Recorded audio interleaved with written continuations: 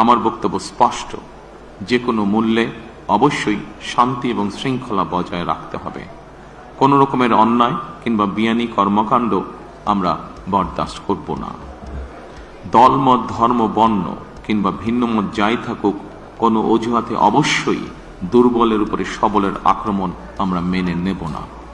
ন্যায়পরায়ণতা হবে আদর্শ। আইনের শাসন প্রতিষ্ঠা করা না গেলে আমাদের সকল চেষ্টা ব্যর্থ হয়ে যেতে পারে। আইনের শাসন প্রতিষ্ঠায় সরকারি দল কিংবা বিরোধী দল, অন্য মত কিংবা ভিন্ন মত, প্রতিটি বাংলাদেশী নাগরিকের জন্যই আইন সমান। আইনের প্রয়োগ হবে বিধিবদ্ধ নিয়মে। নির্বাচনে একে অপরের বিরুদ্ধে কিংবা এক দল আরেক দলের বিরুদ্ধে প্রতিদ্বন্দ্বিতা করতে গিয়ে নির্বাচনের মাঠে হয়তো কোথাও কোথাও নিজেদের মধ্যে ভুল বোঝাবুঝির সৃষ্টি হয়ে থাকতে পারে।